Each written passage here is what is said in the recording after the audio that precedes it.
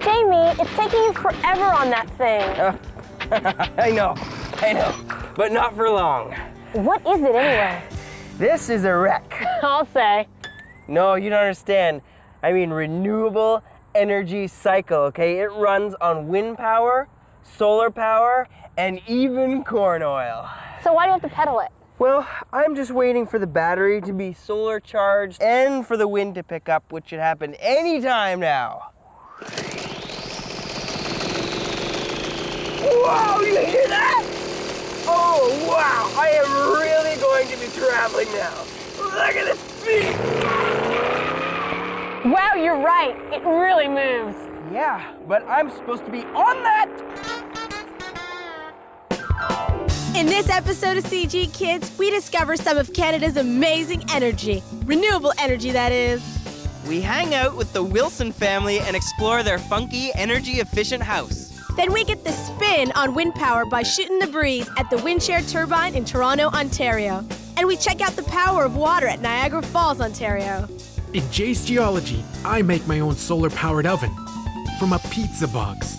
Wind, water, and the Wilsons. It's all about renewable resources. I mean renewable resources on this episode of CG Kids. Geographic Kids.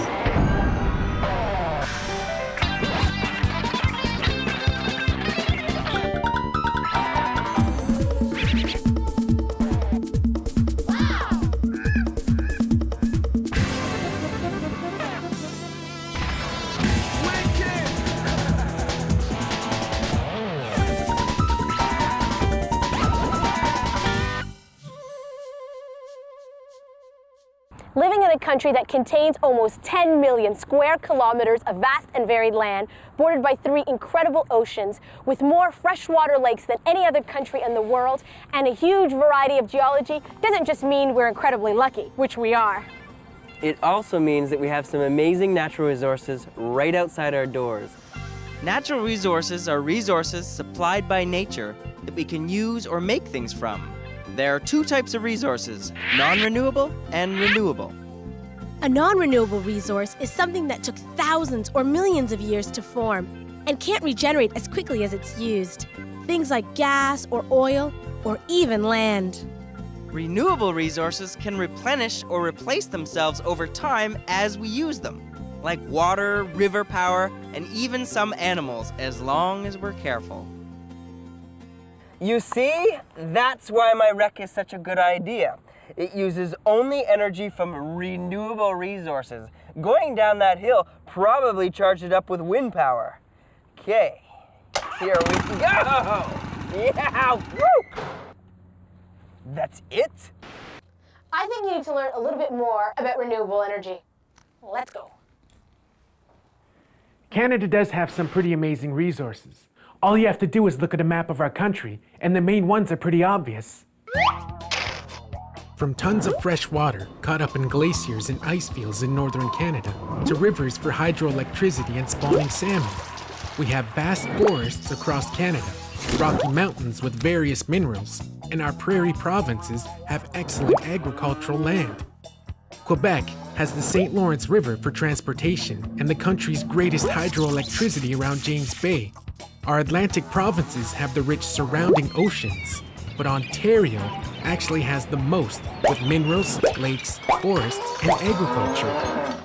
Ontario doesn't have fossil fuels like oil, gas, or coal, but it does have a few other non-renewable resources, and also an amazing variety of renewable ones. These orange dots represent Ontario's current operating mines containing nickel, uranium, and zinc. The orange shading shows how much of Ontario's soil is rich with minerals. Plus, there are 3 large forest regions in Ontario: coniferous, deciduous, and mixed. And the dark orange represents the different agricultural regions. And also, Ontario is home to 4 out of the 5 Great Lakes in North America. These lakes drain into the St. Lawrence River and offer both great transportation and hydroelectricity. Of course, there are some renewable resources in Canada that can be found elsewhere around the world, like those provided by Mother Nature, such as wind, wave and tidal power, and of course the sun's energy, solar power. By tapping into these natural resources for energy, we can do a few amazing things. The top one being to help prevent further damage to our Earth by replacing harmful energy sources that release gases and pollution into the environment. Jamie and Edie are in the heart of Ontario's most populated southern region, in the town of Orangeville. Let's see what they're checking out. I can't believe you wanted to get here by bus rather than my wreck. Jamie, the only renewable energy powering your wreck right now is manpower. We're here in Orangeville, Ontario, an hour and a half outside of Canada's biggest city, Toronto. Now we're looking for a greenhouse belonging to the Wilson family. This one is orange and gray. Yeah, that's not green at all. It's not green in color. It's green and environmentally friendly. Oh! Hey, you must be Ian and Claire. Yeah. Ian and Claire! How's it going, doing? Ian? How's it going, Claire? Can you show us your greenhouse? Yes. All right. Ian and Claire's house is environmentally friendly because it takes advantage of natural resources, such as solar and wind power, to make it more energy efficient. Plus, it has some other cool stuff. Hey! What's this? This is a truth window. And what is that? That's a window that shows that there's actually straw in our walls. You mean your whole entire wall is made out of straw? Yeah. Now, why is that? For insulation to keep the house warm. Claire, don't bugs get in there? No, because it's too compressed. Oh, so it's like too tight for the bugs to get in? Yeah. Now, it doesn't get soggy or moist in there? No, because the water evaporates through the walls. Oh. So is this the same stuff that the floor is made out of? No, the floor, we'll go show you the floor. Hi. We were just enjoying your beautiful floors. Oh yeah. You've seen our bamboo floor? Yeah, why is it made out of bamboo? The bamboo is a renewable resource. It's actually grass, so we use that for our floor here in the kitchen. And then down in the living room, we've got concrete floors, and they absorb the heat from the sunlight, and that heat returns to us in the evening when we need it, at night when we're sleeping. So what else do you have that's green but not green? Well, pretty well everything you see. We've got, for example, the lights. They're lights that use very little energy. They're like compact fluorescents. We have high efficiency appliances, all of them. And, oh, well, we've got some plants too. What do your friends at school think about you living in a solar-powered house? They think it's pretty cool and they like to be here. They like to hang out at your house? Yeah. So what do you guys like to do in your spare time? Well, we like to play on the computer and play outside. You guys have a computer here? Yeah. So what happens when there's no wind and the sun goes down? Well, we're connected to the electricity grid. When we need the extra power to warm the floors and so on, then we pull electricity from the grid. Because we have a wind turbine and solar panels, we generate electricity, and when it's more than we need in the house, it actually turns the meter backwards, so our bill actually goes down. So other people are using what we've generated. Oh, really? Look at the architecture. Pretty amazing. Are you finished doing all the building? Well, there's a few things left to do. We still need to put the sod up on the roof and get those composting toilets going. Ooh. Composting toilets? And now, ladies and gentlemen, our next speaker, Eldon. Thank you, thank you, thank you. Electricity. Yes, yes, yes. How do you make it? Well, this is a turbine. All you need to do is get it spinning around and you can generate electricity. But how do you spin it? That is the question. Some people have used wind. Some have used water. And some people have used these little guys, hamsters. But I was invited to this energy conference to tell you about the future. And the future is this. The fish. I have harnessed fish power. what happens is the goldfish jumps from this bowl through the wheel here and makes the wheel spin, which will create electricity. Now observe the future of renewable energy. Jump. Come on, fishy. Jump, little fishy. Wait a minute, everyone. He's gonna go. Go now, fishy. Come on now. Remember, little fishy, we did this in rehearsal. Hey guys, it's Triviography time once again. That's right, and the question is, what is bioenergy? Bioenergy? Okay, can I go first because I have a really great one? But you got to ask the question, so I should do mine first. Okay, that's fair, I guess. It's not something you say after running a marathon.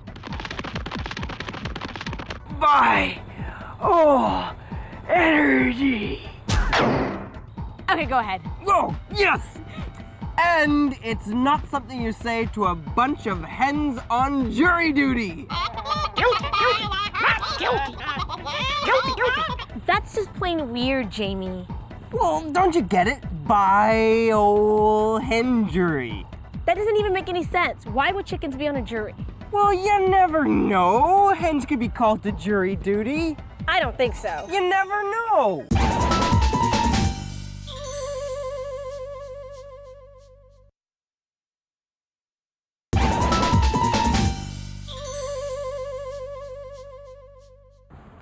Taking advantage of the power provided naturally by the wind is nothing new. That's right. The first use of wind power was actually around 5000 BC. Because that's when sails were first used to move ships across the water. Wind energy is one of the oldest forms of energy on the planet. Then windmills were invented around 800 AD. They were called windmills because they were used for grinding or milling grain into flour. Nowadays, the latest thing is to use wind power to generate electricity. We're gonna check out North America's first urban turbine here in Toronto, Canada. Toronto's windmill is pretty visible from the skyline since it's 94 meters high and each blade is 24 meters long. It was completed by 2003 here on the Canadian National Exhibition grounds, nestled among the trees. Whoa! Nice turbine! That is so cool. It's huge! And you must be Dave. Yes, I am. Hi, I'm Edie. How's it going, Dave? I'm well. How are you guys? Good. Great. So when did this get here? It's been generating clean green power since February of this year. The wind blows, it spins the blades create a current, which then comes down the turbine. It goes into the wires that travel along the streets of Toronto and into your homes. And then how much power is this providing then? Well, it's enough power for 250 homes across the city. What's the difference between this energy and the energy that we have at home? It's not generated from fossil fuels like oil or gas or coal.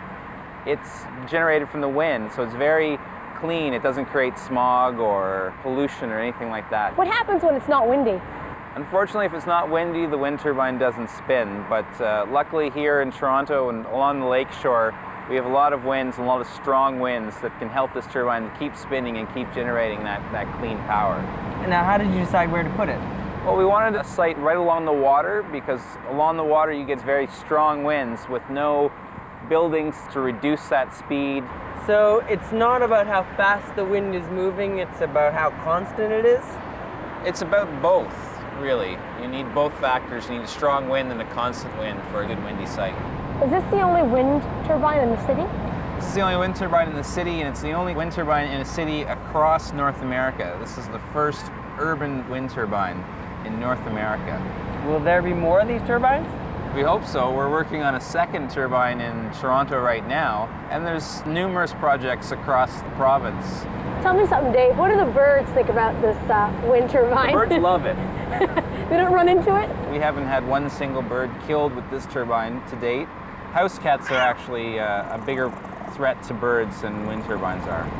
Whose windmill is it? It's owned by people across the city of Toronto. 421 people across the city own a piece of this turbine.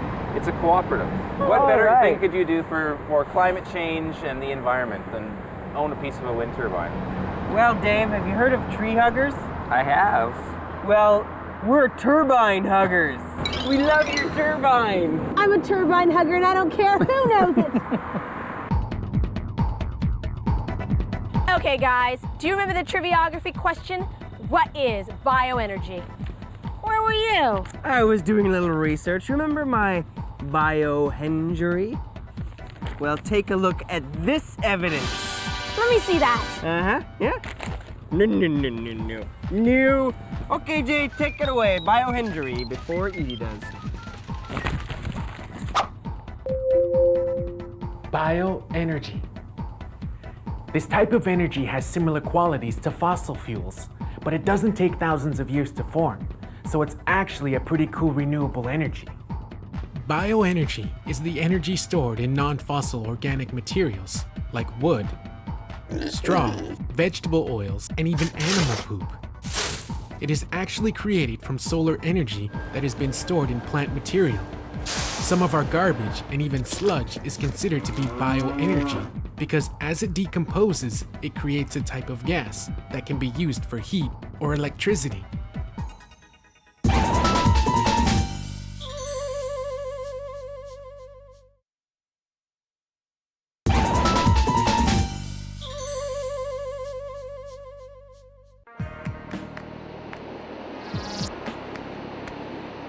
We are heading to another incredible form of the Earth's natural energy. The amazing power of water. Niagara Falls in Ontario pounds down into the Niagara Gorge at 109 kilometers an hour. That's 100,000 cubic feet a second. Oh, wow. And the river leading up to the falls travels at 40 kilometers an hour. The falls is so strong, it has actually carved out most of this gorge and is still carving and traveling about a foot a year. Now, this flowing river actually provides around 2 million kilowatts of power to this area, and it's home to one of Ontario's largest hydro generating stations. So how do you tap into all that incredible power? Get it? Tap. The Sir Adam Beck Generating Station is one of a couple of generating stations that have taken advantage of the falls. These stations are the largest generators of hydroelectric power in Ontario. Hydroelectricity is the electricity created by water power. The energy is obtained from falling water like Niagara Falls. A hydro plant uses the water to turn a turbine, which in turn makes electricity. The height of the water, or how far it has to fall, is the biggest factor in creating electricity. The pressure and volume of the water causes the turbine to spin, which in turn rotates the rotor, generating electricity. The International Control Dam is located 12.5 kilometers upstream from Niagara Falls. This dam controls the flow of water over the falls and diverts water into 2 large underground tunnels leading to the Adam Beck plant. Next, the water goes into intake pipes called penstocks. The force of gravity pulls the water down through the intake pipe into the turbine. The turbine is the water wheel part of the system. The rushing water strikes the blades of the turbine, causing it to spin. The spinning turbine is connected to electromagnets inside the generator. These electromagnets spin inside a coil of copper wire and create a flow of electrons that produce AC electricity. The falling water now exits the generating station through draft tubes, emptying into the tail race where it rejoins the main stream of the river. Got all that? What are you doing? Charging my cell phone. Wait, I promise he'll jump. Come on, he's going to do it. You jump, little fishy. Now you just come on, jump.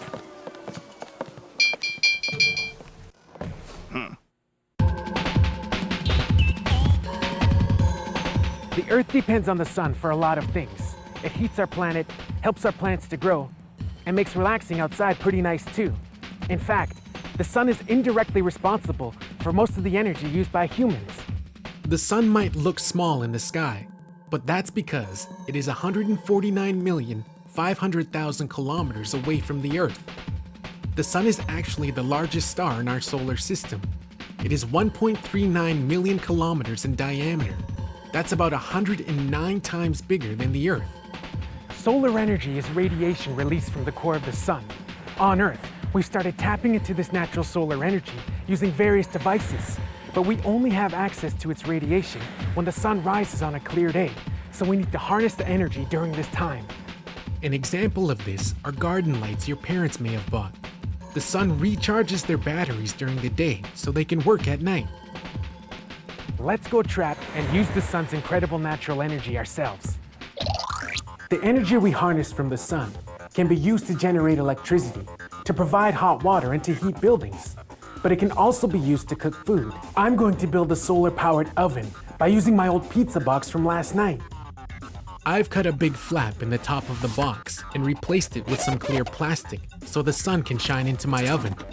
The plastic has to be tightly sealed to prevent the heat the sun generates from escaping. Solar energy is transmitted to the Earth in waves.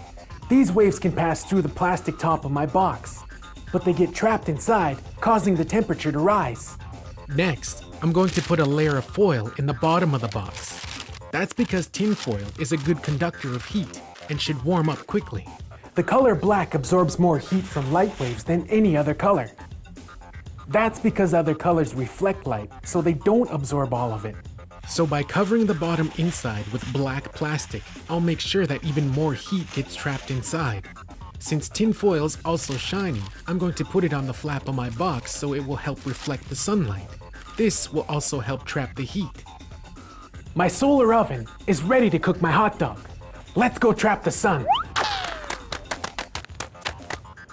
On a hot day like today, my pizza box oven temperature can reach up to 135 degrees Celsius, which is hot enough to cook food and kill germs in water. I have to position the foil-covered flap of my oven so that it reflects as much of the sun's rays back into the box as possible. This helps more heat get trapped and distributed to the food. You can see how it's heating up and cooking my hot dog.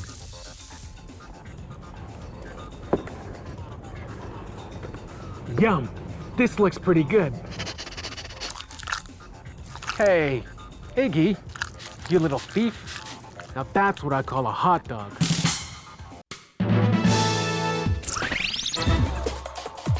A fantastic fact about Canada's renewable resources is that we're one of only 3 countries in the world currently using tidal power. The Annapolis Tidal Generating Station in Nova Scotia utilizes the incredible rise and fall of the Bay of Fundy to generate electricity. The bigger the difference between high and low tide, the more energy can be tapped. The tides of the Bay of Fundy can be about 17 meters. The Annapolis Tidal Generating Station produces 30 million kilowatt hours of electricity. That's enough to power 4,500 homes. So how's it coming? Amazing. I've added all sorts of new things. You know what? I think I have created the ultimate renewable energy cycle. It even has tidal power. Wow, tidal power? Yeah. Ooh, listen to that engine. Stand back, Edie. Woo! Oh no. Well, at least you tried. Come on, we'll renew our energy with some pizza. Yeah. Tire. Ladies and gentlemen, this is Niagara Falls. That is awesome. It is so incredible. Wow. What is bioenergy? What were you? That was a little bit funny. Was it? No, not really, was it? It was perfect. I know. Okay. Okay, Jay, take it away. Bioenergy before Edie does.